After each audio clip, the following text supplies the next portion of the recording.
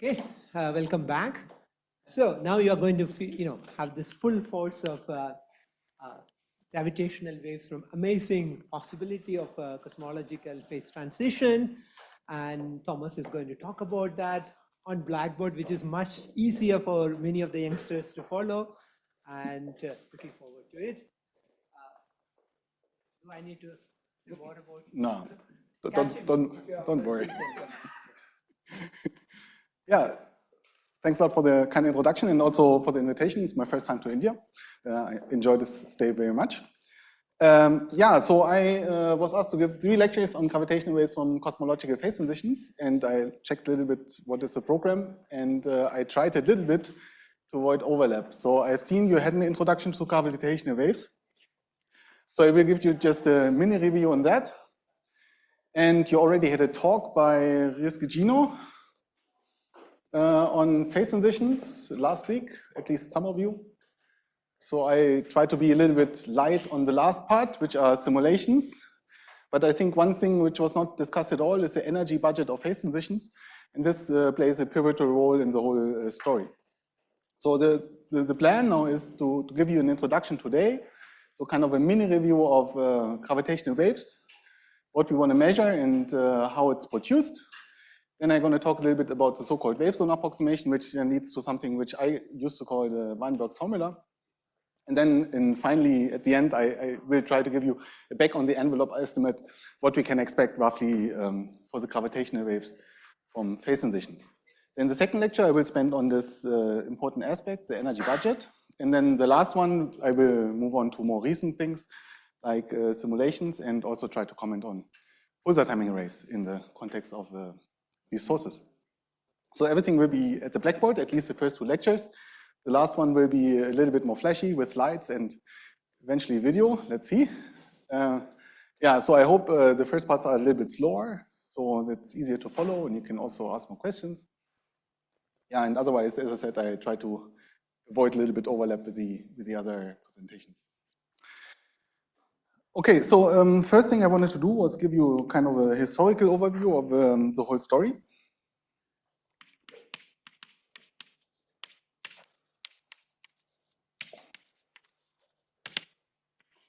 So as so many things, the story started with a paper by Edward Witten.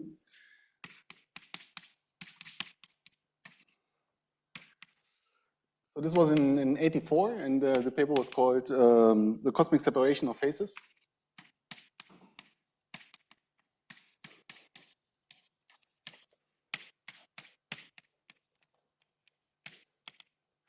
And in the paper, he was speculating what might be observable consequences if you have a phase transition during the course of the universe. So at the time, he was mostly considering QCD, which in the end works quite differently than the phase transitions that we would consider today. But he, for the first time, basically mentions the possibility that if you have a first-order phase transition happening during the course of the universe, this might produce gravitational waves, and eventually, I mean, at the time in the far future, this might be observable. The main point he made is that if you have a first-order phase transition, such a phase transition happens by bubble nucleation. So a standard example for a first-order phase transition is boiling water, right? If you take water and boil it, then you get small bubbles of gas. These randomly nucleate and then expand, and at some point all the water is gone, there's just gas, and these bubbles will collide, and the phase transition is completed. And he thought that the collision of these bubbles, if the bubbles carry enough energy, can produce gravitational waves. And this is exactly the effect we would like to quantify in this set of lectures. All right, so then nothing happened for a couple of years. And then the first quantitative estimates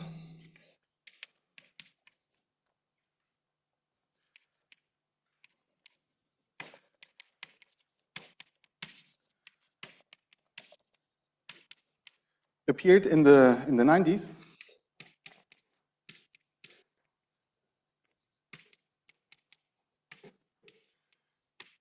So this is work done mostly by Turner, Kozowski, Watkins, and Kamyankowski.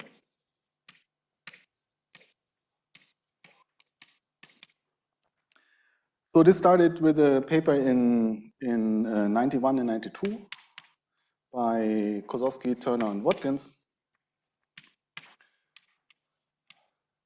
where for the first time they really made up a model bottom up and, for example, considered the collision of two bubbles and said, okay, let's assume we have two bubbles. We have some energy density on the surface of these bubbles collide. What's going to happen? And then they calculated the production of the gravitational waves in the quadrupole approximation, which is an approximation you probably heard before, and full-fledged without the quadrupole approximation. And one thing they noticed is that actually, funnily, the quadrupole approximation overestimates the production of gravitational waves. And that's why you cannot use quadrupole approximation in this business, but have to resort to the more general formulas. Then Kozowski and Turner wrote a paper in 92, where they invented the so-called envelope approximation.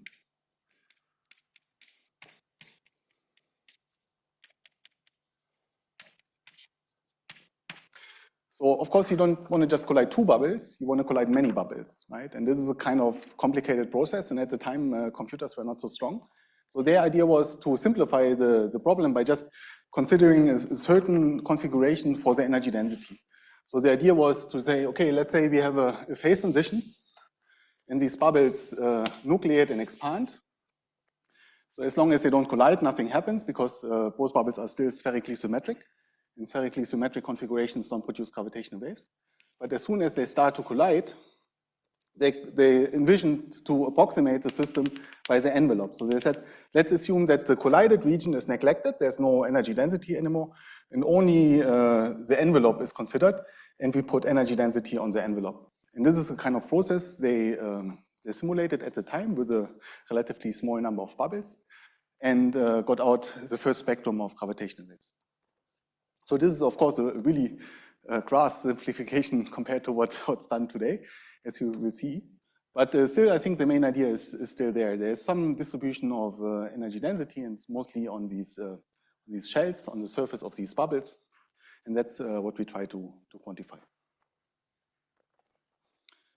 Yeah. Yeah. Yeah, I mean, people also looked at, okay, so people also looked at non-spherical bubbles, but it's believed, okay, let's go back a couple of steps. So what happens is, typically this happens not in vacuum, but in a plasma, right? And then one quantity you would like to calculate is a Wall velocity. And the Wall velocity comes out of a friction calculation. So basically, the bubble tries to expand because of the latent heat, right? But the plasma is acting back. And this calculation will give you the Wall velocity, right? But it's believed that if you start with a non-spherical bubble, then these friction forces will also make the bubble spherical, right? So this might produce some gravitational waves, but this is believed to be subdominant. Because the typical size of the bubble when the phase transition finishes is Hubble scale, right? While the nucleation is microscopic, right? So in principle, people assume that you reach a spherical state pretty early, and in the simulation, this would not even, bubble would be still tiny when you reach a state.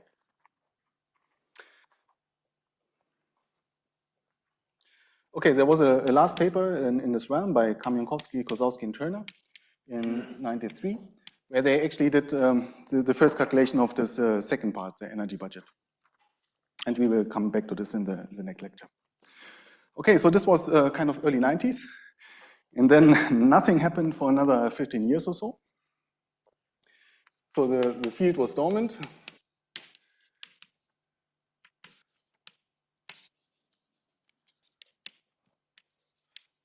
Until around 2006. And what actually triggered this activity in 2006 was LISA, right? So we heard about LISA. So basically, at the end of, I think it was already end of the 90s, no, when LISA was proposed? When was LISA proposed? Already in the 90s, no? Yeah. But then they kind of worked on the details of the design. Yeah, LISA Pathfinder got funded around that. Yeah. And basically, there were two people, Grosjean and Savant.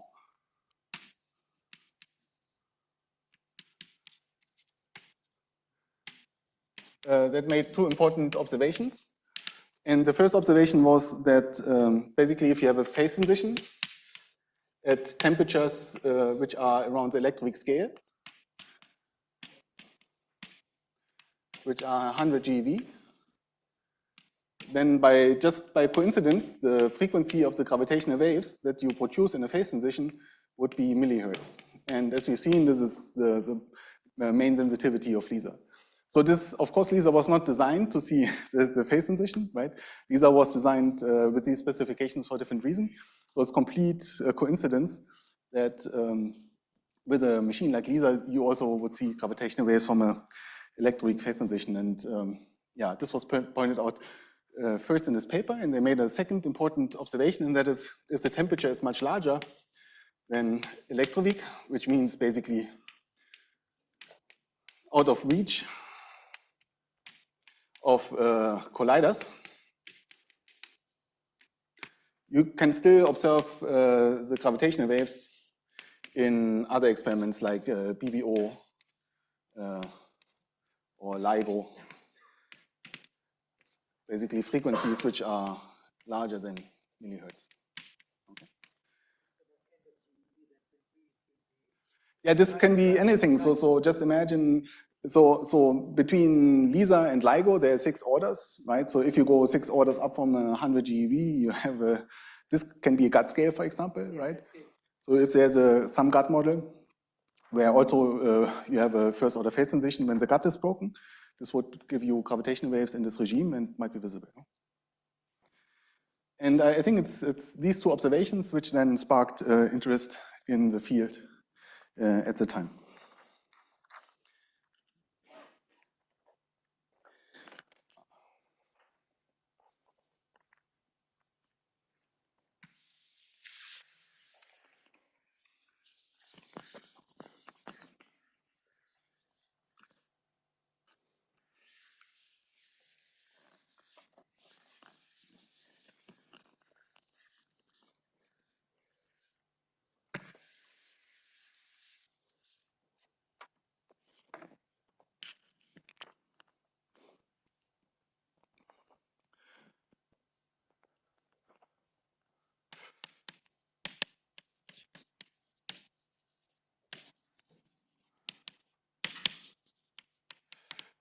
So, and during that time, people worked a little bit more on the secondary effects that I talked about, myself as well. So, for example, we worked on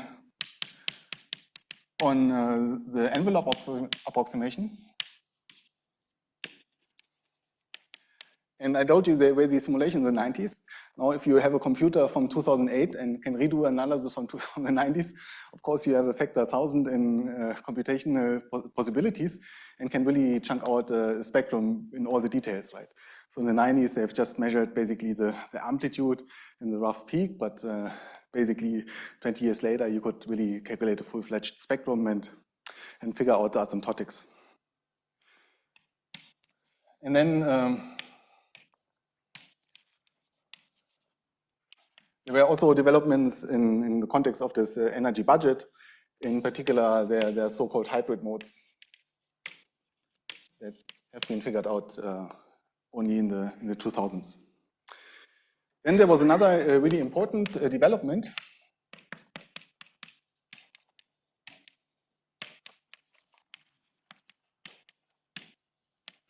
And that's sound waves.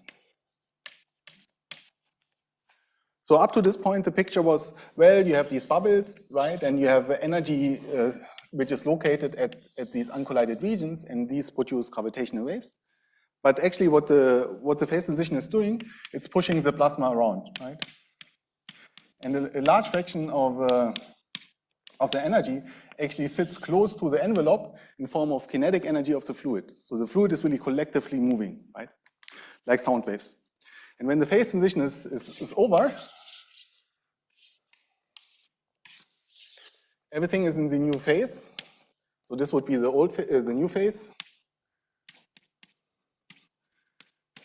Old phase. Everything is in the new phase, but you still have a lot of sound waves. So the kinetic energy, of course, doesn't just disappear when the phase transition is over. The plasma is still sloshing around. And it was figured out that actually, since this process is relatively quick, but the sound waves persist really, really long time in the plasma, this gives you an enhancement, right? So it was figured out in simulations that sound waves actually give the main contribution to the gravitational wave spectrum, and not just the kinetic energy situated at these envelopes. And this was figured out by a collaboration of people from Sussex and Helsinki. Mark Heintmar, Stefan Huber, Harry Rumukain, and David Weir. And subsequently, they wrote a couple of papers about this in 13, 15, and 2017. And then the most recent development is that people can really enter strong phase transitions. So up to this point, these phase transitions that can be simulated are for numerical reasons not so strong, and typically not strong enough to be seen by LISA, right? And recently, really, the paradigm changed a little bit, so the algorithms changed.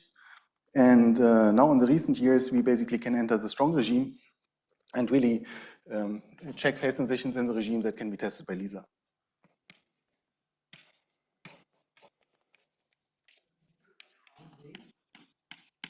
Yeah. Yeah. Sure. Kind of creating time-varying current moments rather than the mass moments. I mean, I was just a bit confused.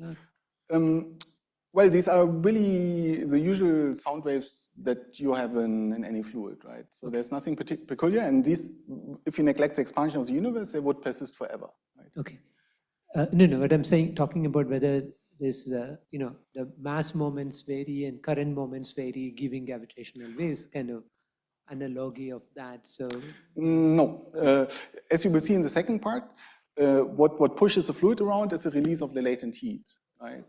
So it has nothing to do with, I mean, in this realm, often people speak about magneto-hydrodynamics, right? And then you have different sources. Here it's different. So what starts to push the fluid around is really the release of the latent heat. And after the phase transition, the system is in principle free, but there are a lot of sound waves around. So there are no currents here. Everything is neutral, right? It's really just a neutral plasma with sound waves. Okay. And the strong phase transitions are also conceptually interesting because there are new effects like, for example, turbulence. And I think Alberto will talk about these in more detail.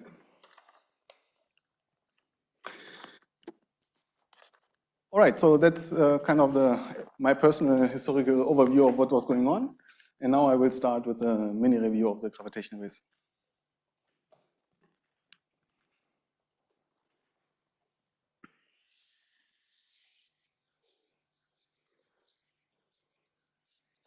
Okay, I thought it's worthwhile to do this because everybody has different notation, right? Just write them down once and then you know what's what, and it hopefully helps to identify the corresponding notation in the later equations.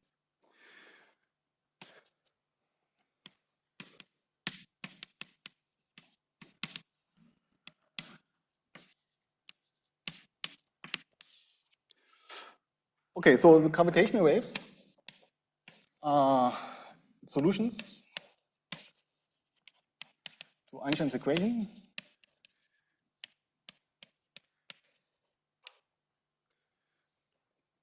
Linearized. So basically, you write the metric as a background. Typically, this is flat. So this is the metric. This is Minkowski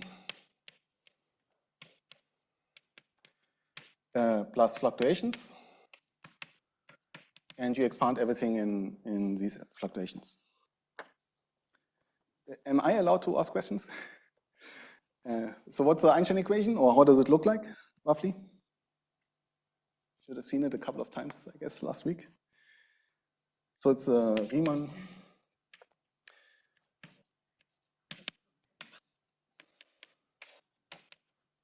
So I typically follow Weinberg's notation, so in case you wonder.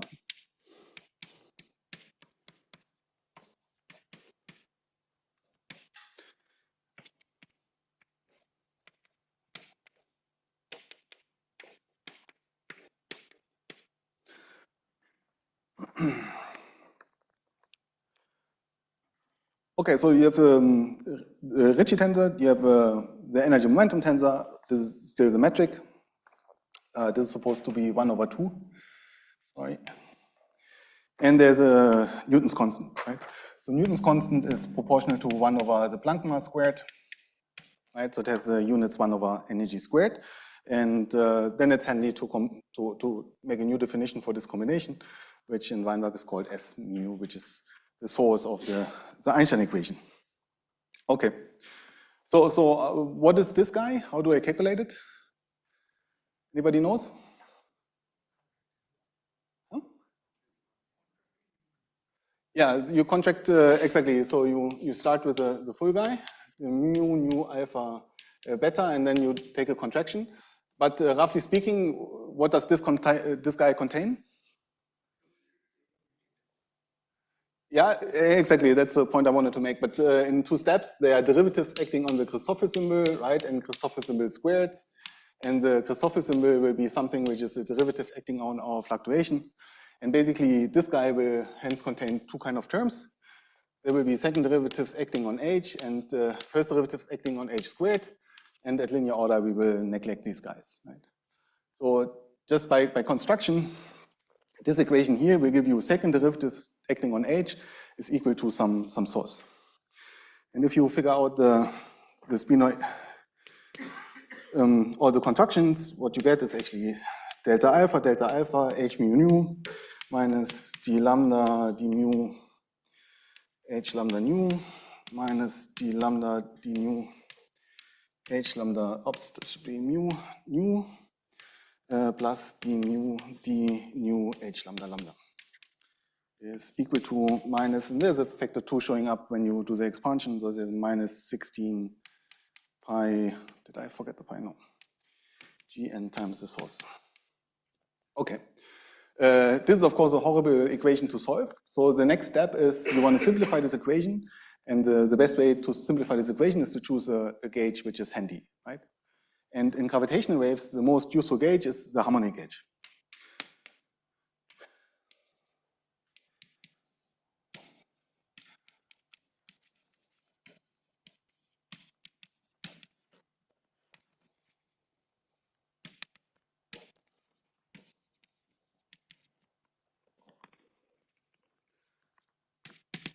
So just in case you haven't seen it last week, the harmonic gauge basically means that g mu nu contracted with the Christoffel symbol is 0. And if you expand this in h, this will give you that d mu h mu nu is equal to 1/2 d nu h mu nu. Okay? And why is this so useful? Well, if you just impose this constraint on this whole line,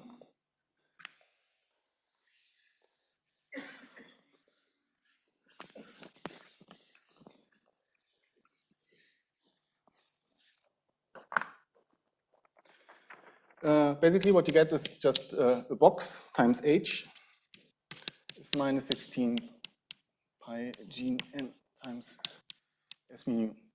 So the box is the D'Alembert operator, which here is just a contraction of the derivatives with the flat metric, because I'm working at leading order in h. Right? So I can neglect the h in the metric in the contraction.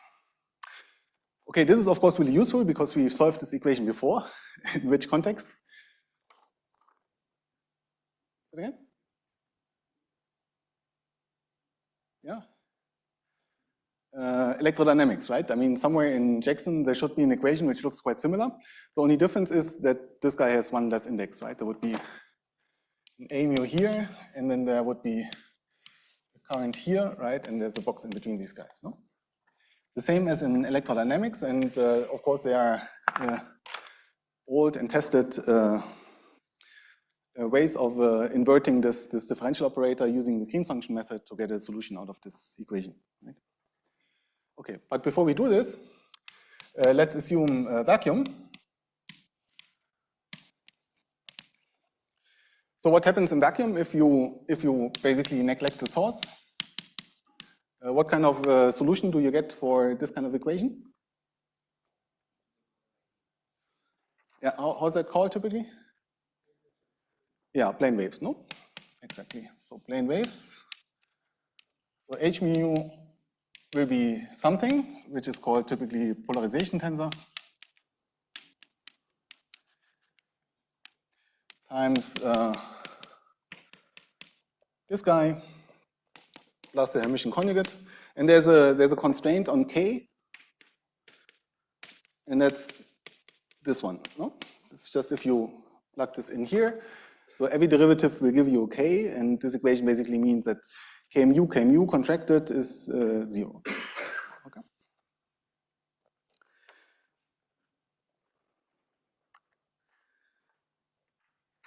All right. Now something funny happens.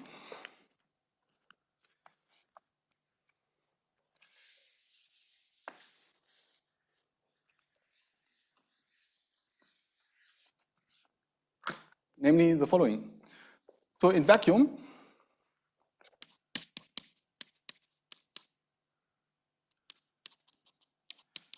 there is a residual gauge equilibrium.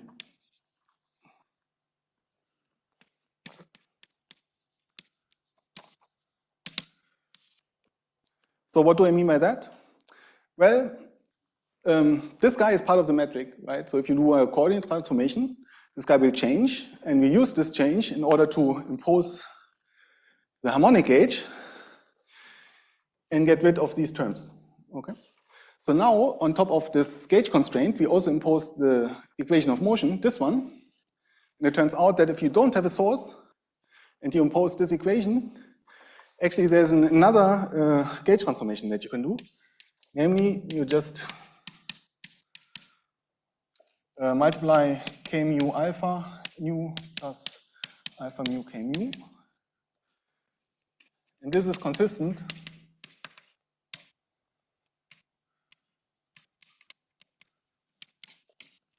with harmonic gauge.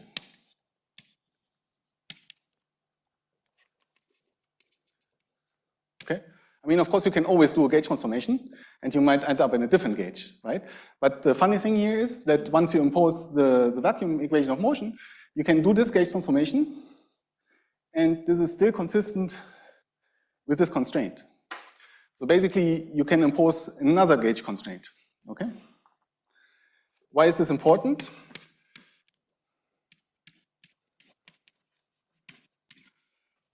Okay, so a graviton is a massless spin 2 field.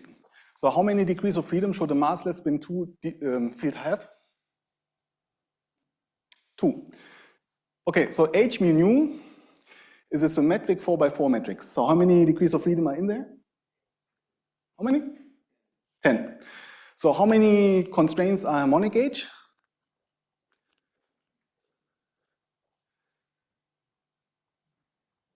4, no? There's one index, 4 constraints. And how many constraints are the residual gauge degree of freedom? Another 4, right? So basically the counting here, where was I? Is that you start with 10, you have harmonic gauge, you have the residual gauge degree of freedom, and you end up with 2, which is what you want, okay? This might look funny, but if you go back to Jackson, that's exactly what happens in electrodynamics, okay?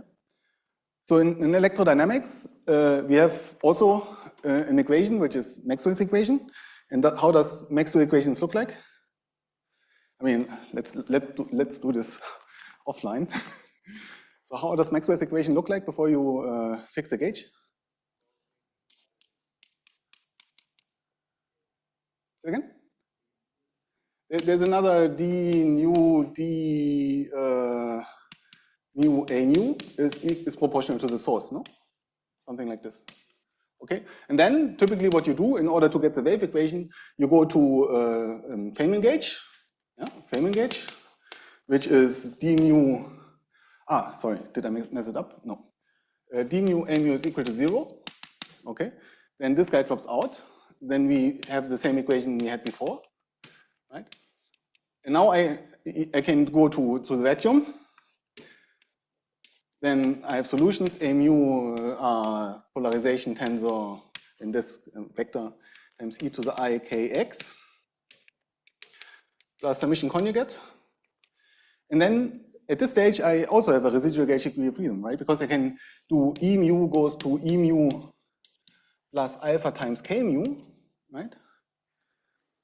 And obviously, this is consistent with the Feynman gauge, right? Because K mu times K mu is 0, right? Because of the on-shell condition. So the counting in electrodynamics is 4 minus 1 is 2, okay? But in principle, the construction is the same. It's just more indices and a little bit more messy. So there's nothing special about gravity here. It's the same construction. Another stupid question you might ask at this point. Okay, so at some point we had to use a vacuum. Can somebody tell me a solution to the D'Alembert equation with the source, which is not a plane wave?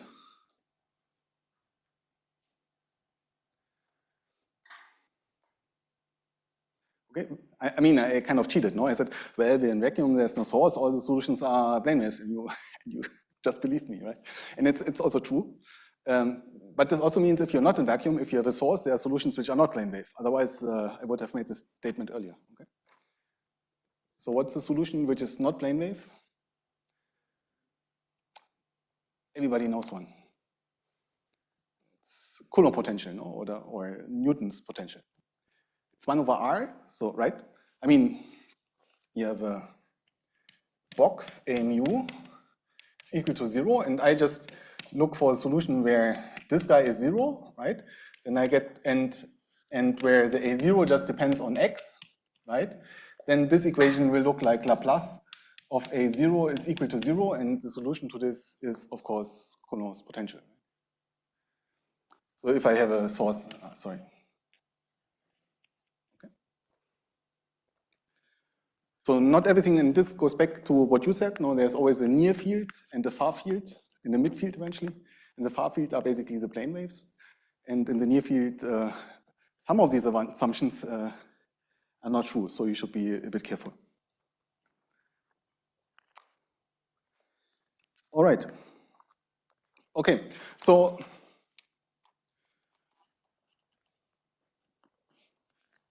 let's go back to the metric. So now we figured out that in principle we have 2 degrees of freedom, and we have, of course, there's a choice what we do, but what people do is transfer space gauge.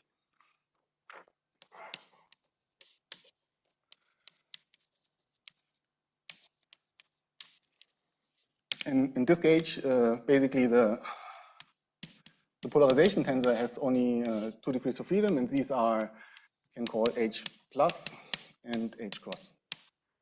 And everything else are zeros. And I guess somebody already had at the blackboard that these modes correspond to deformations of space-time, right? So the H plus mode would be deformations like this, and the H cross would be deformations like this.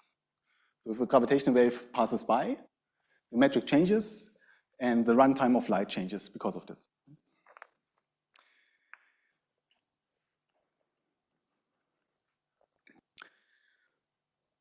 All right. Okay, so I said that technically all this is kind of equivalent to electrodynamics, but I kind of neglected that this was an outstanding problem for like 50 years, right? Because I don't know if you heard the story. So Einstein came up with a GR and then found the gravitational waves in the early 20th century, right? And then people played around with these equations, and it was a mess. And the reason was if you choose different gauges, you get different results. So in some gauges, you get ghosts, so states which propagate faster than light. In some gauges, you get a different amount of propagating degrees of freedom. And the theory was not just very solid. And this was really kind of the pinnacle of this whole mess, was that Einstein in the 30s with Rosen wrote a paper where he said gravitational waves don't exist. Okay. And this was, of course, yeah. And then the story goes that actually the referee pointed out that so what Einstein did is he basically solved the Einstein equation not in linear approximation, but fully nonlinearly with a certain source where he could solve the equations. Right? And what he found is that the metric blows up at a certain position. So he couldn't generate a single solution where the metric was well behaved up to infinity. And because of this, he claimed that gravitational waves cannot exist. But then the referee actually pointed out that this is most probably a coordinate singularity, right? So I guess you know the story from the Schwarzschild metric. In the Schwarzschild metric, you have the singularity in the metric close to the Schwarzschild radius. Right? But on the other hand, all the observables like the Riemann tensor stay finite. Yeah? And actually, there's a metric where also the metric is finite. That is a funny Koushik metric. Right? So that you have the singularity is really just because you choose a certain gauge in order to solve the equation. And this was figured out by the referee. So he said this is most probably a coordinate singularity and not a physical singularity. And there's another story because Einstein, he was in the States at the time, and then he sent the paper to a journal, and he was not used to peer review because in the European journals, peer review was not standard at the time. And the referee rejected the paper. And then Einstein was upset, and he wrote a comment to the journal saying, I sent you the paper to publish it, not to come with some nonsense arguments against my beautiful paper. But he was convinced by the arguments, and then he withdrew the paper and published a similar paper with a completely different result in a different journal at some point. Anyway, but the field was a mess, right? And it stayed a mess until the 50s. So people didn't really believe in the whole thing because there were these uncertainties. And then in the 50s, basically, there was a workshop in Chapel Hill on gravitation. And Feynman wanted to attend, but he didn't want to be associated with all these crackpots. So he applied under a different name. So blah, blah Smith, so not with his own name, and went to Chapel Hill. And then a lot of developments happened at this conference. So one of the things was, for example, this sticky bead argument. You heard about that? Because people basically were not convinced that gravitational waves really carry energy, right? And if you have a stick and you have some beads, right?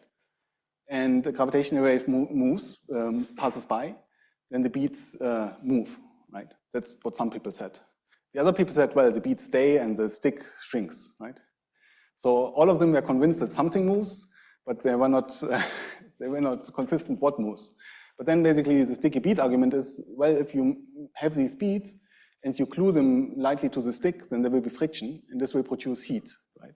So in both pictures, there would be heat, and energy would be locally deposited, and it wasn't important which frame you did the calculation. There should be energy in gravitational waves.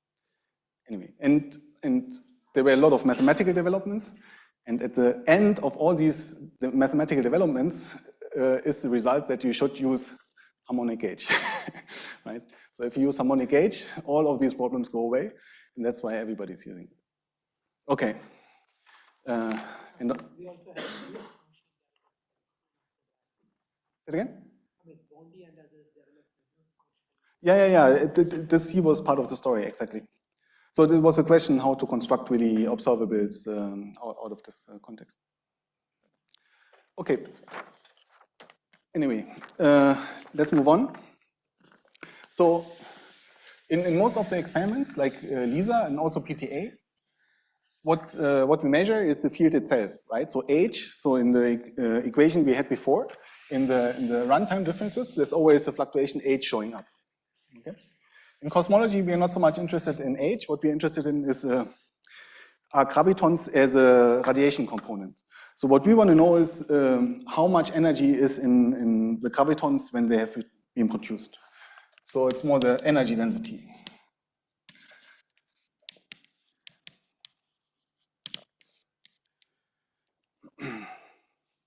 Okay, so first thing, we have to solve the Einstein equation. And the Einstein equation was D'Alembert. H mu nu is equal to minus 16 pi g nu times S mu nu. And as in electrodynamics, you can use the same Green's function. So you use the so-called Lienert-Wishart potentials.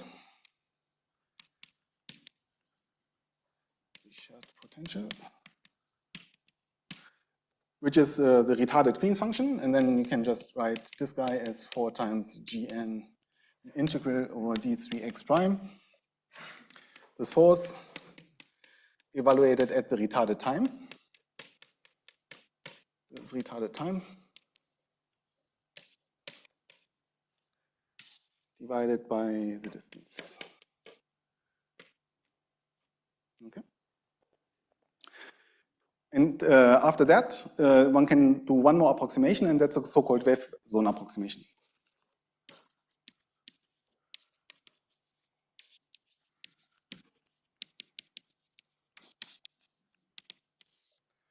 And this means if you're an observer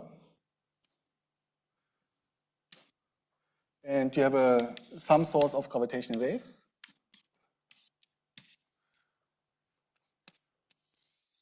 so this would be your x, and basically this dimension would be your x prime.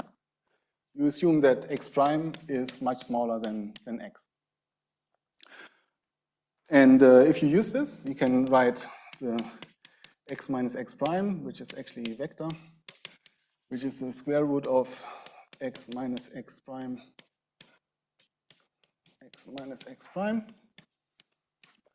You can write this as absolute value of x minus x dot x prime divided absolute value of x plus higher order terms. Okay.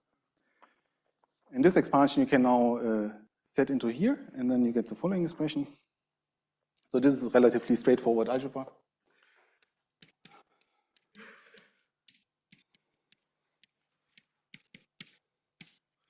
And what I do is also an inverse Fourier transform. And you get an expression which looks like this. G minus R plus x prime divided by R times S of x prime and omega. So where R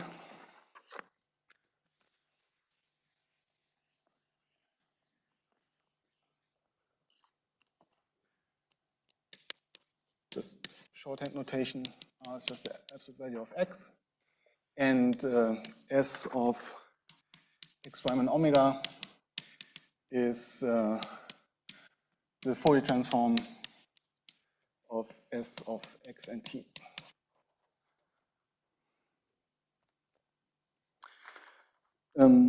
Yeah, there's one more interesting fact here, and that's this factor 1 over r.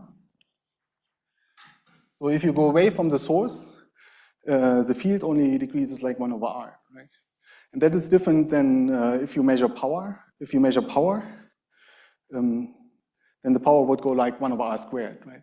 So in some sense, in gravitational wave physics, improving the sensitivity by a factor 2 gives you a lot, right? Because improving by a factor 2 here gives you a factor 2 here, which in volume gives you a factor 8, right? So if you improve the sensitivity of LIGO by a factor 2, you see 8 times more events.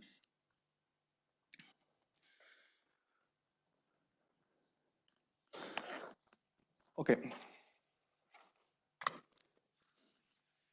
Oops, sorry.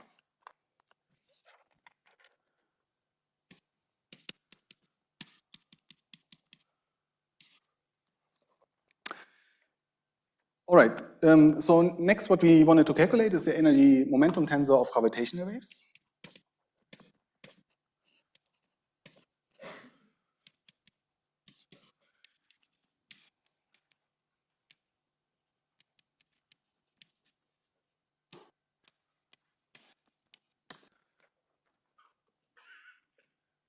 Yeah, half an hour. Sounds good. Okay, so now you would like to understand what is the energy momentum tensor of gravitational waves, or of gravity in general. And it turns out this is not really a well-posed question. Why not? Well, Einstein equation is something like this, right? So this is this. So this is the energy momentum tensor of your system, right? And this is coming from curvature, from the metric, right? And the gravitational waves are, of course, sitting in here, right? They're fluctuations, right? So they are part of gravity. They're not part of energy momentum tensor, of matter, right? So, I mean, per se, there's no way of defining energy momentum tensor gravity per se, but in certain limits it's possible, and one limit is the weak field limit, right? So we always expand in h, and when you expand in h, actually there is a way of defining a well-behaved energy momentum tensor of gravity.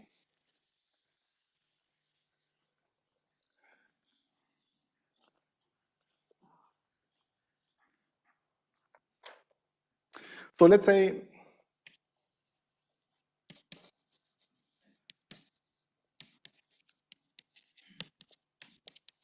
so this is a weak limit. So basically the idea is the following. So let's say the metric is a background, which I call G bar and your fluctuations, and let's say this background would be FRW. Okay, so I'm not in a flat universe anymore. And now what the equations on, so let's say I have a source which produces gravitational wave. I switch the source on. So now I have gravitational waves. Now I switch the source off. I still have gravitational waves. And then the equation of motion is this one, right? Okay. Now I expand this guy in orders of h.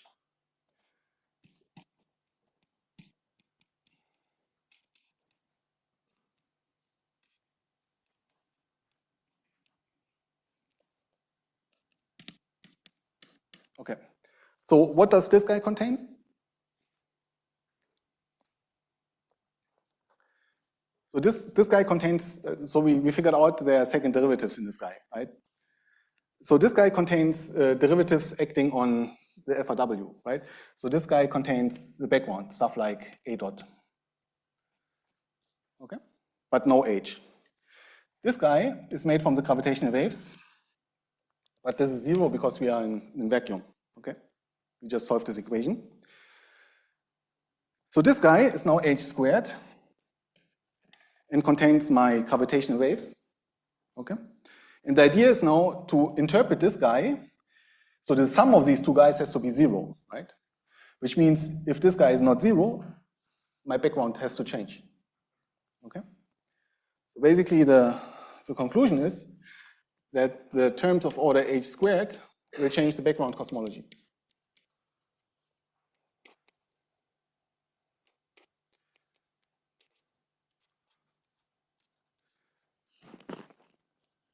And the next logical step is to take this guy and put it on the right-hand side and interpret this guy as 8 pi g Newton times the energy momentum tensor of gravitational waves.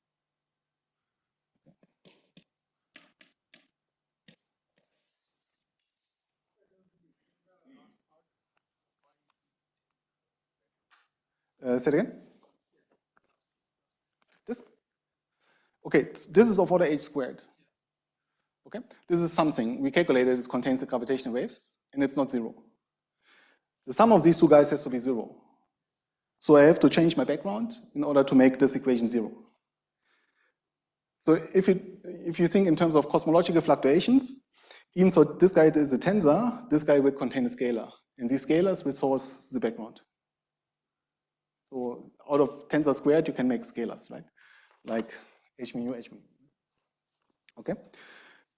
And that's why in this framework, you can just put this guy on the right-hand side and say, okay, I still solve the same equation as before, but now I have one additional energy momentum tensor from the gravitational waves, which I calculate from the second order of the Ricci tensor.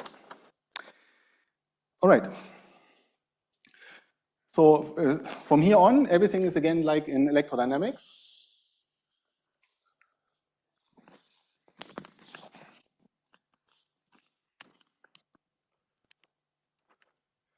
So now follow electrodynamics again. And in electrodynamics, there's a concept which is the Poynting vector. And the Poynting vector tells you what is the power flow and the energy density of your stuff. And then you can calculate the energy density in gravitational waves. And we want to calculate the energy density, the energy of gravitational waves emitted into a certain solid angle. And Here I follow again Weinberg's book, and what you're going to find is the following expression.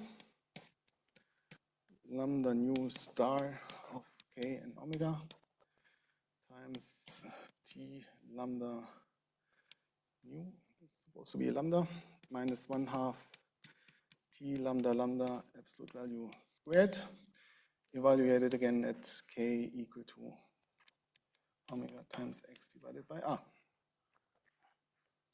Okay, so this is now the Fourier transform with respect to time and x, right? This shows up because h was proportional to t, right? This guy is proportional to h squared, so I have two factors of t of the source, right? And if you do all the algebra, this is what comes out. And the solid angle is given by the direction x here, right? So imagine you have a source, you have a solid angle, this gives you a direction, okay? And the energy emitted into this direction is given by this expression, where you evaluate k as omega times x over r in this direction. There's one more funny thing here, and that's that originally in h we had a factor 1 over r, which I emphasized. Because in the pointing vector, the factor r squared, this factor tops out, right? So there's no reference to r anymore, which makes kind of sense, right? You have some system which uses gravitational waves, and this is the total energy, and it doesn't matter at what distance as long as you measure the energy over 4 pi, the energy does not depend on the distance. It's just total energy is going out, right? All right.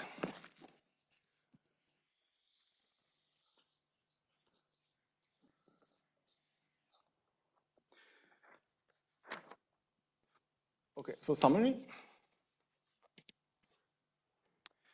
So in order to determine how much energy we're going to store in gravitational waves,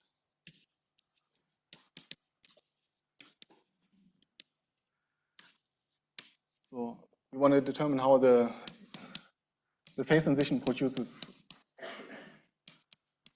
gravitational waves. We have to calculate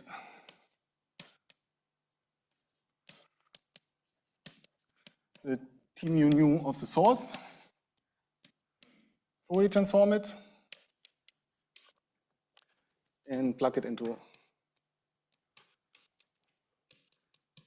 this equation here.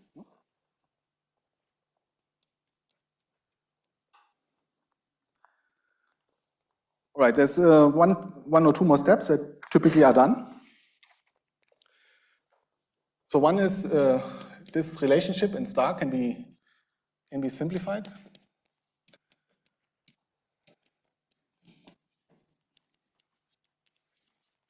Using energy momentum conservation. Right? So we know for the source that k mu times t mu nu source is 0, right? So energy momentum tensor of the source is always conserved. And since we talk about waves, so this guy is never 0, we basically can now remove the t00 and t0i components by using this relationship, right? So here, this guy contains in principle t00 and t0i. We can remove all these terms by using energy momentum conservation.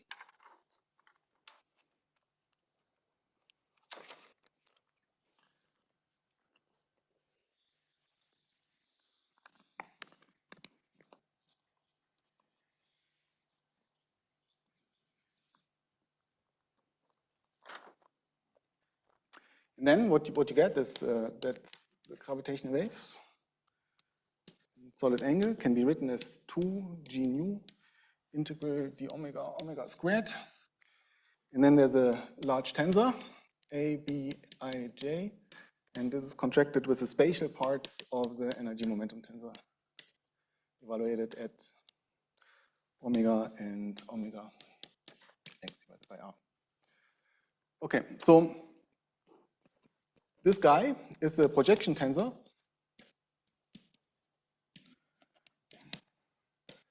TT part.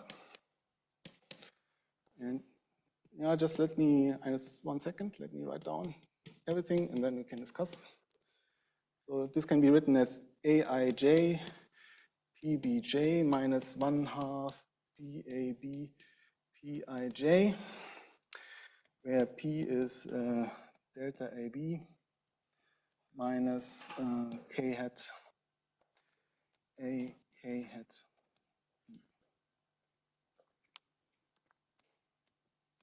Yeah.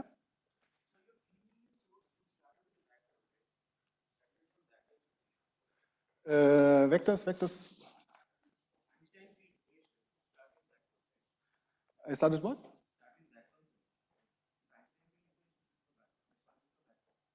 For? For the background. Yeah. Yeah.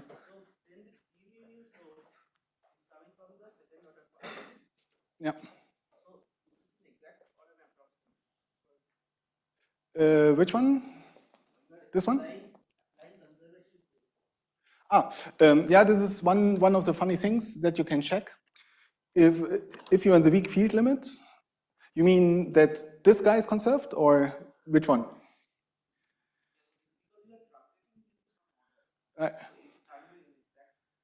No, it cannot be an exact. No, I mean in GR, it only would be covariantly conserved, right? This guy is covariantly conserved, right? And you get the Jacobi identities.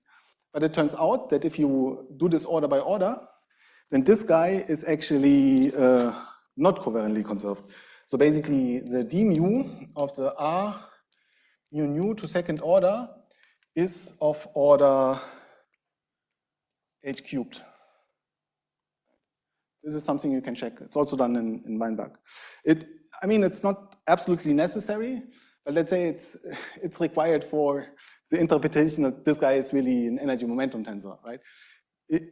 I think if this was not true, you still could follow all the equations, but then you would say, oh, okay, this is a little bit fishy to have some guy which is not conserved interpreted as an energy momentum tensor.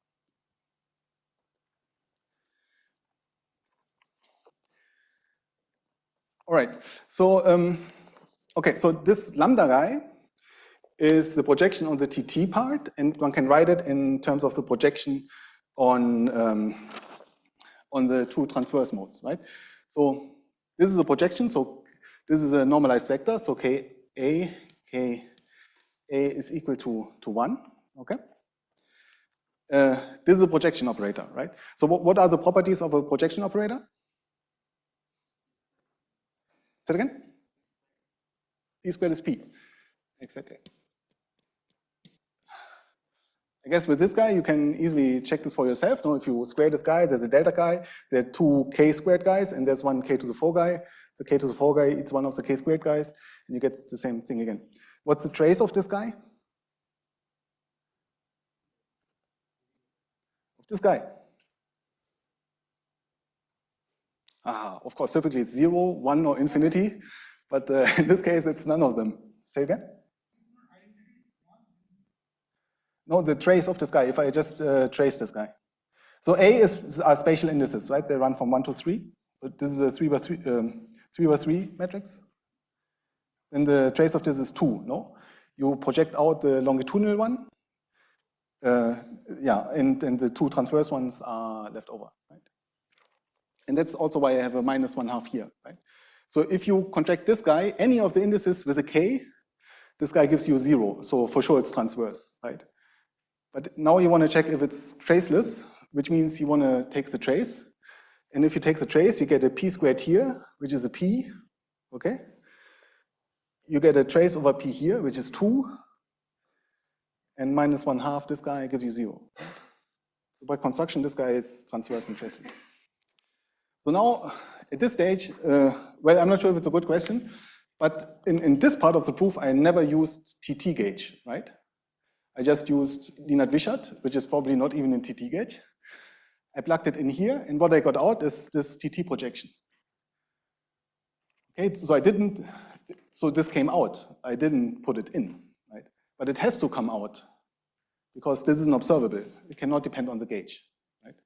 So it doesn't make a difference if I go to the TT gauge in the beginning, right? It has to come out. There's no other way.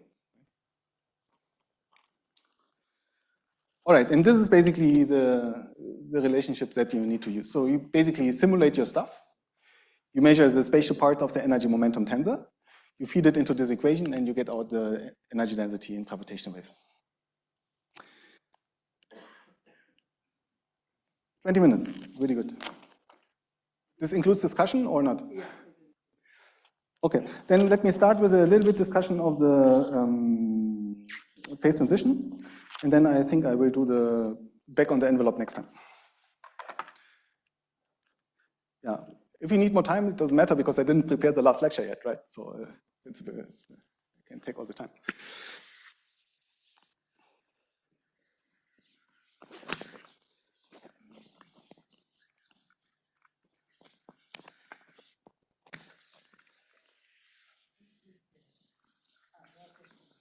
Yeah. Yeah, I have very stupid question. question. Nasty question from Ryuzuka. Whenever I hear this kind of introduction to gravity question is like the Dutta gauge or harmonic gauge, I always wonder why we don't start with the 3+1 decomposition. Which one? The 3+1 decomposition. ADM. The ADM decomposition. So if we start from the ADM decomposition, then the tensor part is there, and it's not affected by any coordinate transformation. So we can. When you do what? Sorry, I didn't quite get it. So you started from the 10 components of the metric, and then you fix the gauge, blah blah blah. I'm always wondering why we don't start with the ADM decomposition, the 3+1 decomposition. Then the tensor part is obvious. No. Yeah, this is a good question. I also wanted. I mean, more generally. I mean, you can do ADM, but also, let's say you do just cosmological perturbation theory. So. Well, can I pitch in? Yeah, so again, we can go back to the electrodynamics. So Maxwell's equations are exactly like the constraint evolution. But if you want to talk about, electromagnetic waves, you can actually solve that, or you can go to, a kind of wave equation, introduce mu, and then do all that. They are identical in a way. But if you are tracking things in a computer, it's much better to do this in the constraint evolution way. And that we know, right? Numerical relativity and all that, we can go after. And then you can extract far away the metric components and identify things which go like 1/r and associate them with the waves and all that. So when you're dealing, so again, that's the same principle out there in electrodynamics is also being dragged into here. Hence, you are, because all these are in a way dealing with wave equation is motivated, as you were talking from the same electrodynamics arguments. But in ADM, you would also make a decomposition into scalars plus vectors plus tensors, right? And if you only keep the tensors, you end up here, no? Yeah. So that would be more straightforward. No. You have an elliptic equation to solve, and then you have to evolve all that. It's a mess, right? That way, you can do that, but then describe. So that will give you the solution in the near zone, but we are interested in the fast zone. So that's the reason ADM formulation is not the Blanchet-Damour-Iyer way of they can get the orbital dynamics, but if you want to get the waveform and all that, ADM will struggle. I completely agree. I think it's really because of the assumption of that you at some point, well, let's assume vacuum and then go from there. But what you're doing in this step is basically looking for the far zone, right? And in the far zone, there's only gravitational waves. So the Bardeen potentials and all this stuff, in principle, is local stuff happening. So that's one way of looking at it. You can still do all that, but it becomes... It will not change the result.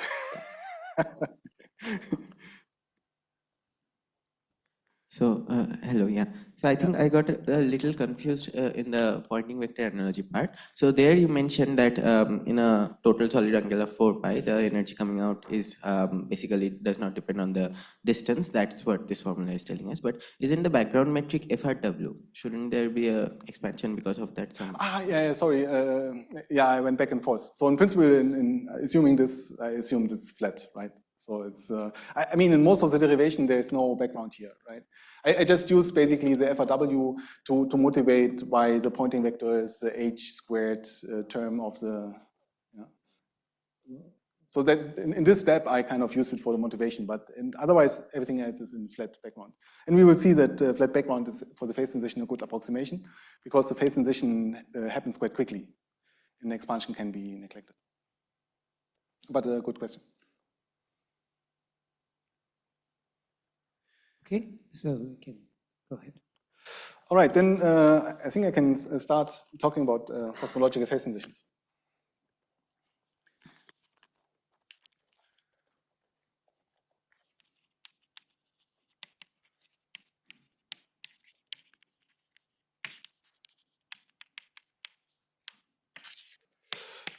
Okay, so as a prime example, consider the electric sector of the standard model.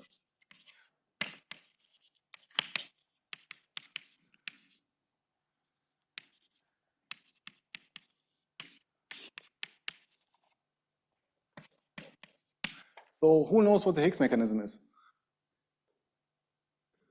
Ah, I see. So more cosmo-astro oriented crowd than particle physics crowd. Yeah, that was exactly my question. So I say a couple of more words about that.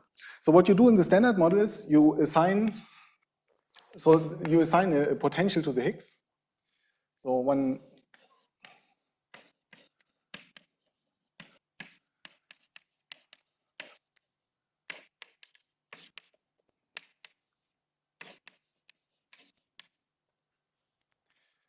which is the so-called Mexican hat.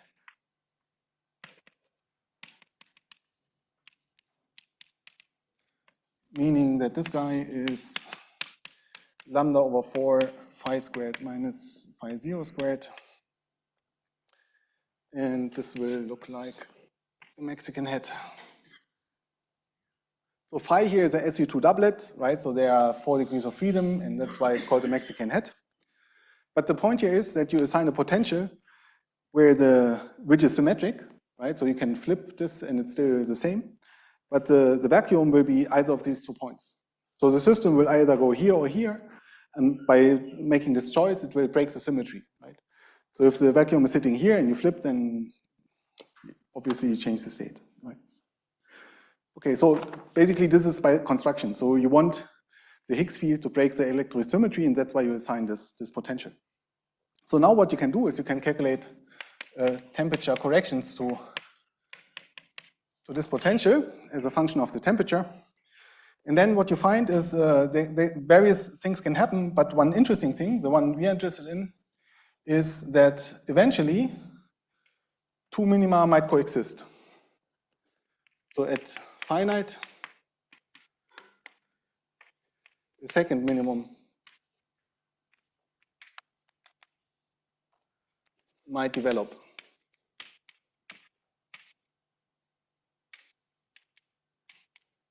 Okay? Meaning that the potential eventually looks like this, right? So now during the course of the universe, we start out here, right? Because at very, very large temperatures, this is the global minimum of the potential. But then if you lower the temperature, at some point the second minimum will show up. And then at some critical temperature, this second minimum will become lower than the symmetric phase. And after this temperature, the system would like to be here, but it cannot go there because there's a barrier. Okay? In order to approach the global minimum, the field has 2 possibilities. It can either tunnel through with a quantum process, or it can go over the barrier with thermal fluctuations. So the field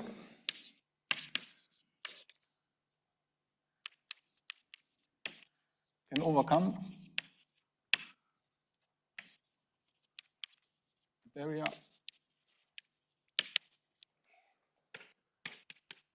at temperatures which are smaller than the critical temperature. And you can calculate the probability of this process.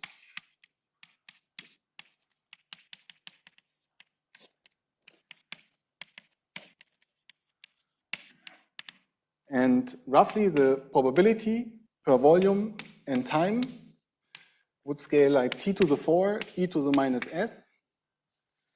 And s is the tunnel action.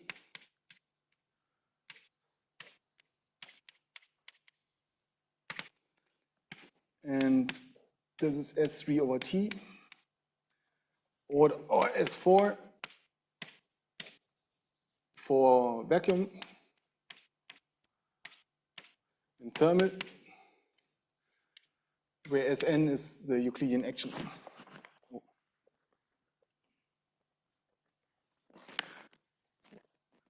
Let me write this.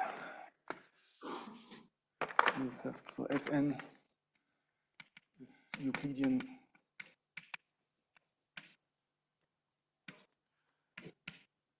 bounce action.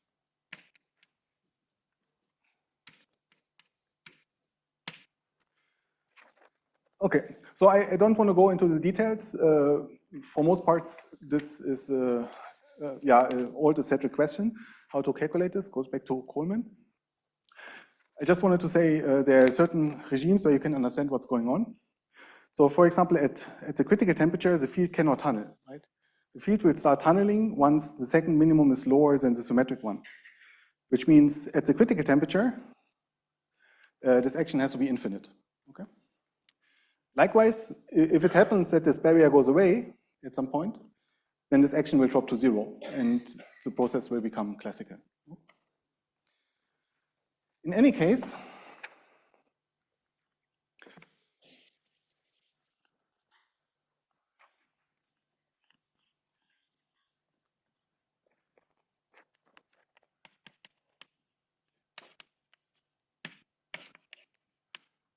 the action depends on temperature.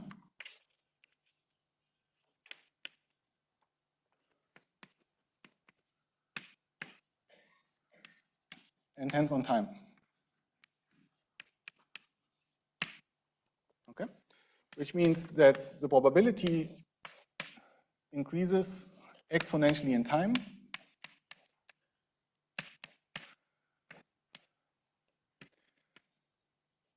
Where beta is the time dependence of the action.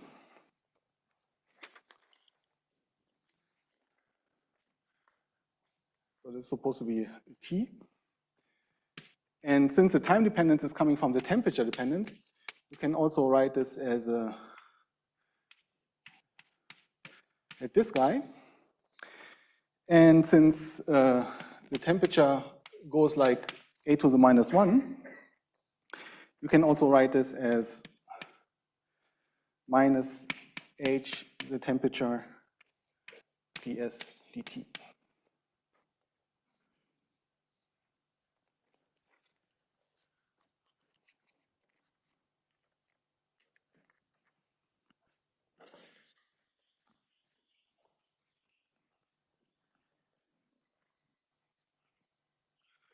Okay, so in principle, what this equation encodes is that the time dependence of this guy is relatively small, because h is small, because the expansion is small. So the expansion is slow, this slowly changes the temperature, and this will slowly change the tunneling probability. Okay, so the first nucleation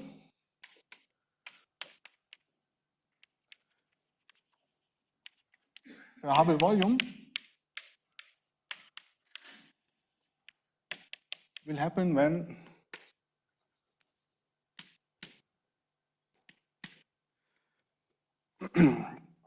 P divided by h to the 4 is of order 1.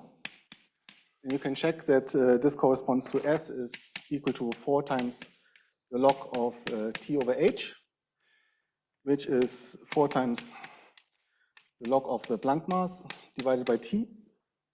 And this is roughly 160 for T around electric scales.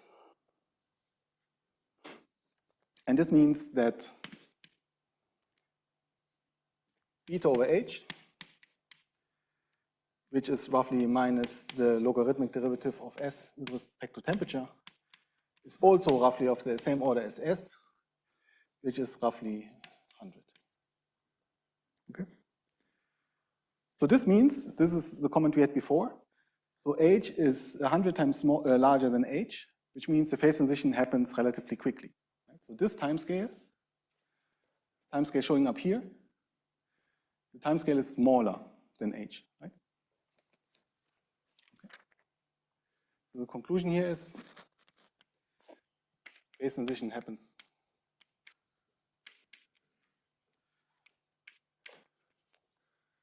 within 1 Hubble time.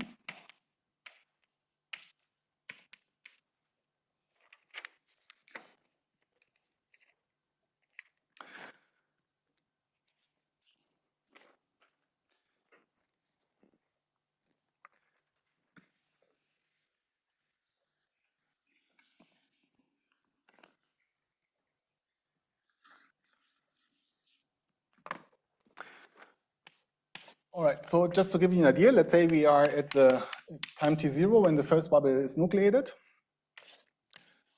And now we move to the time t0 plus 1 over beta. If we move the time 1 over beta, basically the probability will increase from 1 to e, right? So let's say the probability here is 1, then the probability here is e. This means if we have one bubble here, then e more bubble will nucleate, and at the same time this bubble will expand. So if you now go to t plus 5 over beta, right? All these bubbles will have expanded, but infinitely many bubbles will have nucleated in the surrounding, right? And there's kind of a misconception here because many people think that the phase transition is finished when the first bubble fills the Hubble volume. This is not at all true. The phase transition actually happens because exponentially many bubbles are nucleated a short while after the first bubble shows up. There's also a different way of seeing it. So let's say I know the velocity with which the bubble here expands, okay? And typically it's of order of the speed of light. And let's say I would have generated this picture with the speed of light. So let's say, to be realistic, I put because that's the actual number that shows up in simulations. Let's say the phase transition is finished after 10 units 1 over beta. Okay. Now comes the trick question. So let's say I change the raw velocity to half the speed of light. Does it take longer or shorter or equal amount of time to complete the phase transition?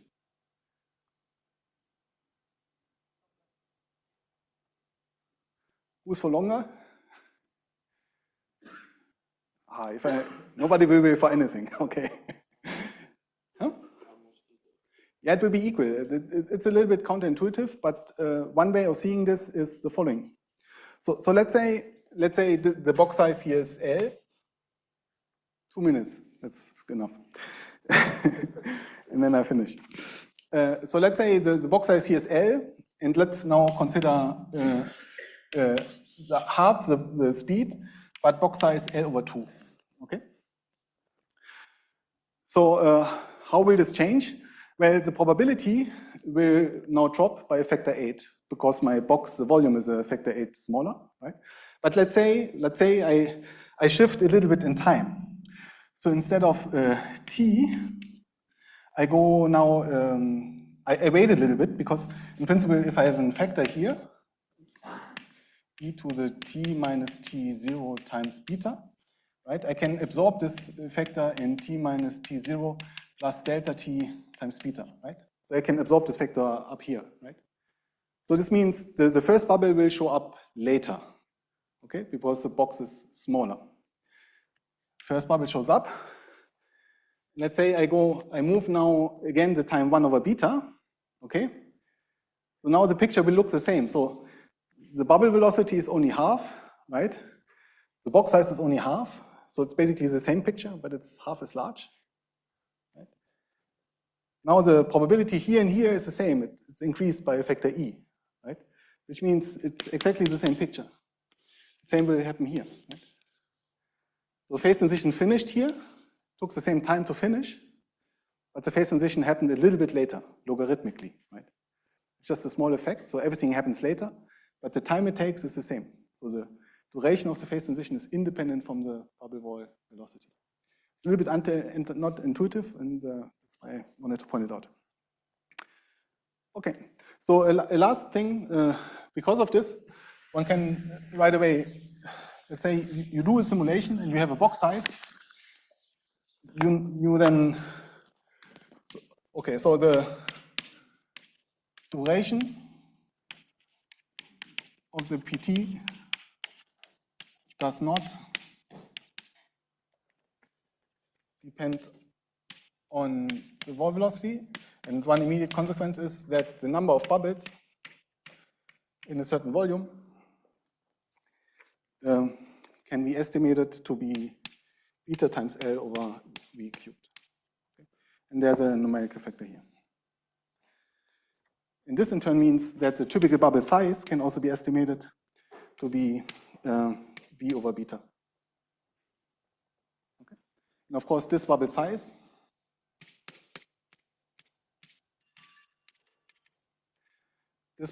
will imprint in the gravitational wave frequencies.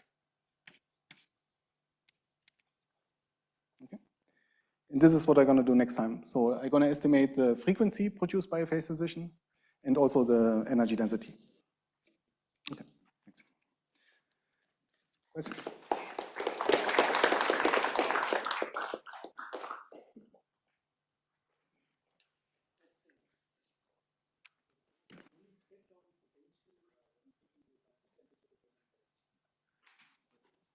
So you only sketched out the potential, the form of the potential when one takes into account the temperature-dependent corrections.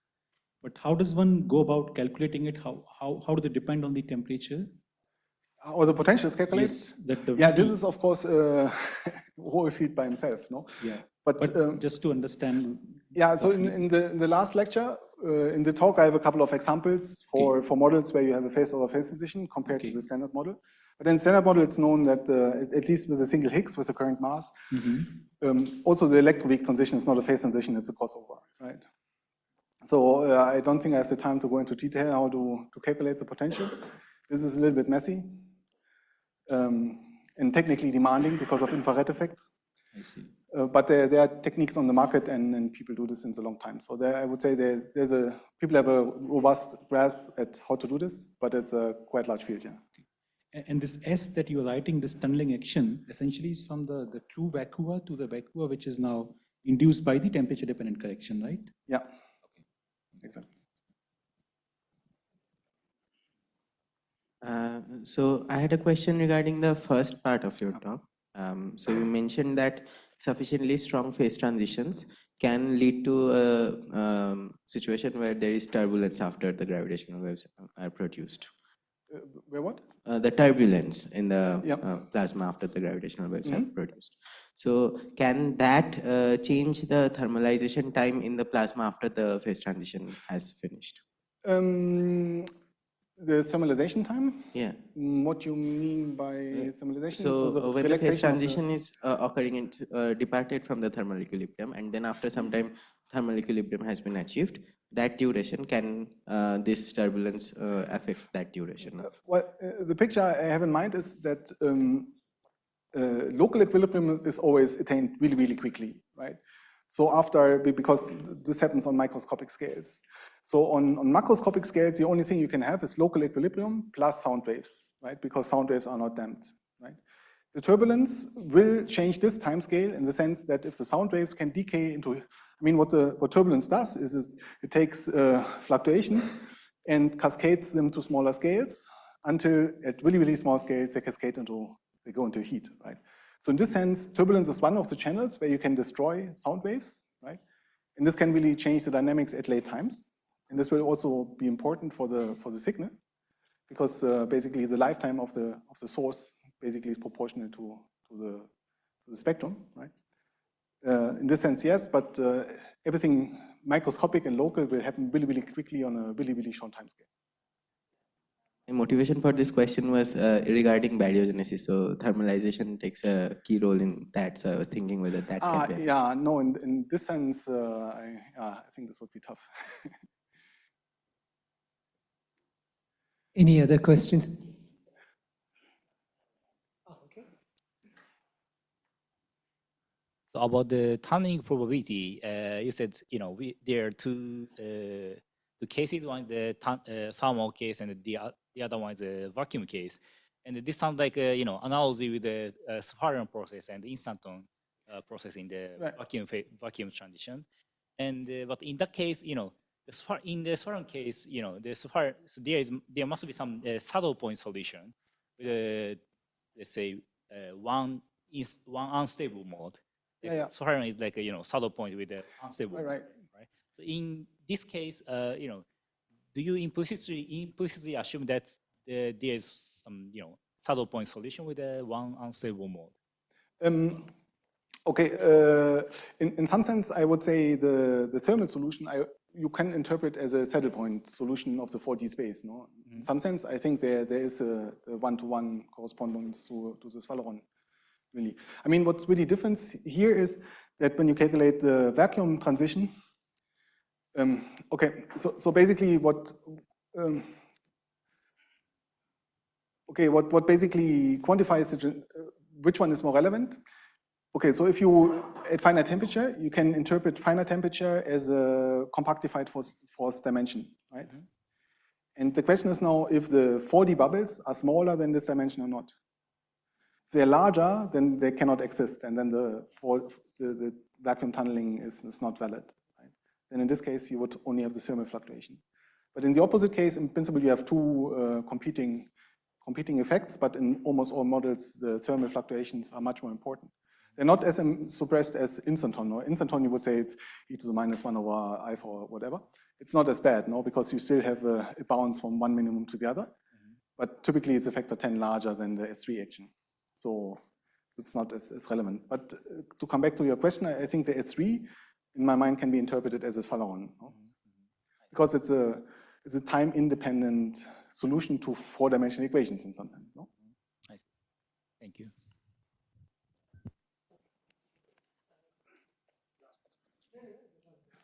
And I think it's even more visible if you switch on gravity. No? Then you have the Hawking-Moss bounds.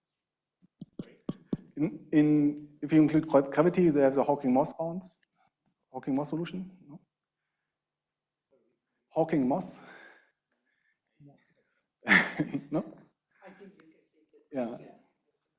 Okay, so this question, I don't know whether it makes sense of it or not. So when you are, so basically here, all the calculation that you have shown is in the background of radiation domination, right? So now, when this thing's happening, I mean, bubble formation is happening and then there is a collision. So do you think that the background equation of state has some effect on, because equation of state may not be the same as just 1/3? Good question. I think it would have an effect on a lot of things, like when you calculate the effective potential, and of course the equation of state makes a large difference, and this would look different quantitatively. In the revision here, the only thing I used is that T goes like a⁻⁻1, which is true in both equation of states, right? If you are somewhere in between, then this might also change a bit, but I don't expect any. But locally, there, can you say that background equation of state still -1? Sorry, 1/3. When this phenomena, this collisions and transition is happening. If the equation of state is -1, so not matter. No, so 1/3. I'm saying because you have taken equation of state to be 1/3. No? Yeah. I mean. And you asked specifically about 0 or about the general case? And not 0. I'm saying whether equation of state remain constant when you are doing this evolution. That is what I'm saying. Also this will typically change. No, close to the phase transition point, for example, in the standard model, the electric sector, some of the particles become heavy, right? Okay. And this will have an effect on the equation of state and the speed of sound, stuff like that. No? Okay. So this will change locally, but let's say, I mean, this is also one of the huge differences between QCD and what Witten did and what we do here, no? Because at the electric phase transition, the number of, the equation of change just changed slightly, no? Slightly. You start with 100 degrees of freedom and then 20, so the W's in the tops become massive, right? So you drop from 100 to 80. In QCD, you start with a lot and drop to nothing, right? So that's why, so in QCD, this would work quite differently. But here, you're always close to the radiation equation of state.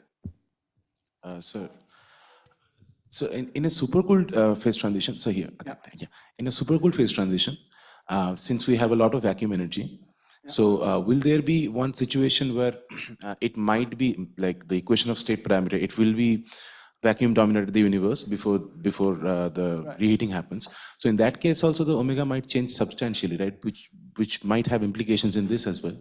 Yeah, so I mean, this is of course kind of one of the prime examples in this business are supercooled phase transitions, because if you have supercooling, then it's easier. You take just the potential energy and produce gravitational waves, and this will be large compared to the background, which is radiation, right?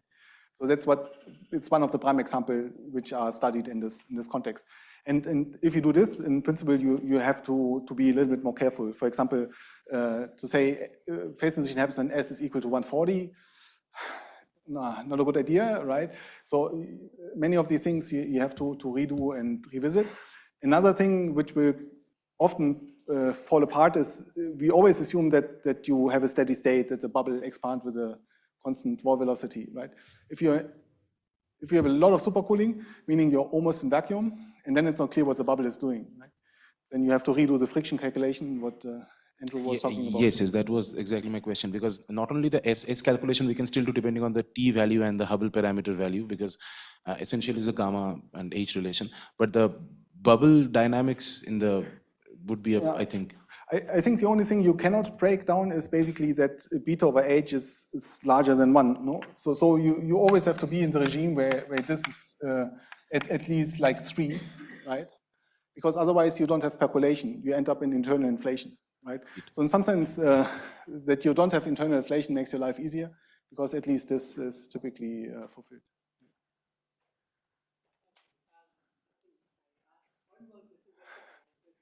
Okay.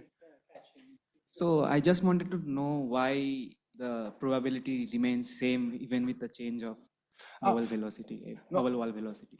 So I had a prefactor which was like V cubed, right? And this prefactor I can absorb here, and this gives you just a shift in time, right?